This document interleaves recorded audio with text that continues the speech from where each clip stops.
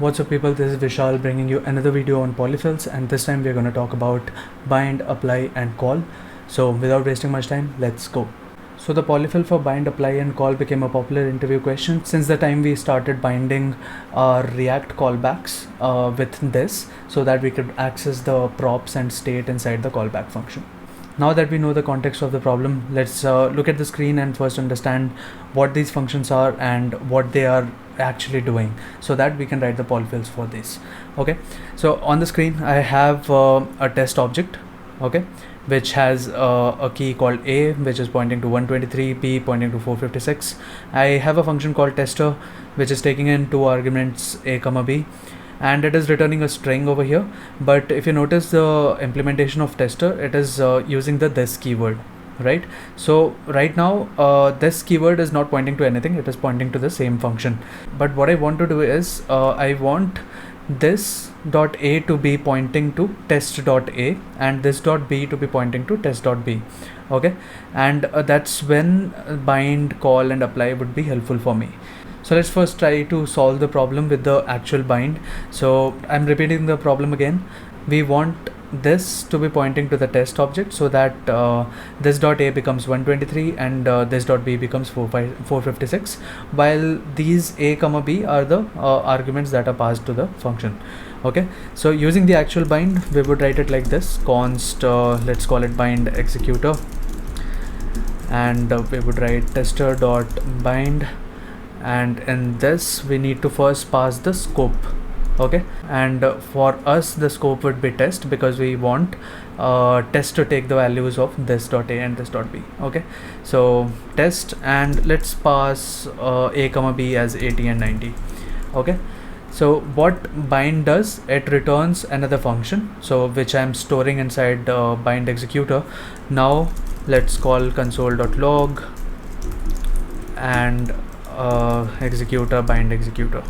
So my expected output would be A 123, B 456, A 80, B 90. So let's execute this and see. We'll head on to our browser, hit a refresh and open our console, and you can see that the output is A 123, B 456, A 80, B 90. Okay, so I'll just zoom in a bit so that it is visible. Okay, so yeah, so this bind is doing the exact same thing which I was trying to solve. So we are basically assigning test as the context of this dot a and b. Okay, similarly the way call would work is call doesn't return any function, so it directly calls the function. So it is going to be tester dot call, and we need to again pass the scope, so that this takes the value, this keyword takes the value now, and we need to pass our arguments again 80, 90. So this is for call and this is for apply. So in apply there is only one difference, we will pass our arguments as an array. Okay, so we'll call apply, and let's go to our browser again, hit a refresh. You can see all of them are working fine. There's only one difference, that bind returns a function while call and apply directly execute the function. Okay, so let's write the polyfill for these functions now. Before getting into the actual code, just understand one thing. So for this dot a and this dot b to point at test dot a and test dot b, imagine a scenario. What happens if I move this function inside the test object? Okay, so I define some key and I move my function here. So is this going to solve my problem? This dot a, is it pointing to test dot a or not? It is, right? So because this is currently holding the context of my object, so inside my object this dot a is going to point at 123 and this dot b is going to point at 456. So that's how we are going to assign the scopes, and that's the major part of our polyfill. So moving ahead with the concept now, let's try to write the implementation. So we'll first write the polyfill for bind. So we will extend the built-in function by writing function dot prototype dot, I'll call this my bind equal to function, and we know that the first parameter of the bind is the scope, right? So let's name our first argument as scope, and there can be n number of arguments over here. So I'll just use my destructor and we'll call it args. Okay, so all my arguments are there in args now. According to the concept, what we did was, inside the scope we wanted to attach our function, right? So when I call tester.bind, so this value inside the bind function would point to tester. Okay, so my scope dot underscore this is equal to this. So what I'm actually doing over here is the same thing which I was talking about. We are basically moving our tester function inside the scope with the key as this. Okay, so this is what we are doing here. Alright, so now since it is inside the scope, this dot a will have the access of test.a and this dot b will have the access of test.b. Okay, so this is what we are doing over here. Scope dot underscore this is equal to this, and we know that bind is going to return a function, so let's return the function. And upon executing this function, we are basically calling our tester function, right? So we have to just return scope dot underscore this.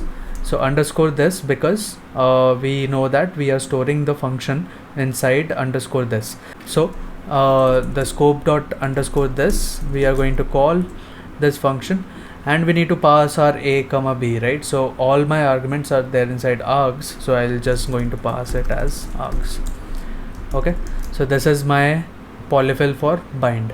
So let's go one by one. So instead of bind over here, I'll just write my bind. Okay, let's try to execute this and see if my bind is working fine or not. So hit a refresh, and you can see that the first line over here is from my bind. Okay, so my polyfill for bind is working perfectly fine. So now let's continue and try the polyfills for call and apply. They are very easy. So we are just going to do function dot prototype dot my call equal to function, and inside my function again I need a scope and all my arguments, right? The same thing. Okay, and once I have the scope, again we need to pass the scope, like we need to assign the tester function inside the scope, right? So we'll do scope dot underscore this equal to this, and we are going to return scope dot underscore this. We are basically going to call the tester function now, and my args are supposed to be supplied as comma separated values, so I will just simply destruct and pass my args like this. Okay, now apply is very similar. So in apply we will call this my apply, and in the function, instead of destructing the arguments, now I know that we are going to receive an array, so this is what we are going to do. And for calling my tester function, I need the arguments to be destructed, so I'll again destruct these things. Now instead of call over here, I'm going to call my call. Okay, and here we'll write my apply. Okay, so let's hit a refresh, and you can see that all my polyfills are working perfectly fine. Alright, so that's all for this one, guys. If you have any questions, just drop a comment in the comment section, and hit the like and subscribe button, and share this video with your friends, and hit the notification bell to get notified about my videos whenever I upload them. So that's all for this one, guys. See you in the next one. Bye.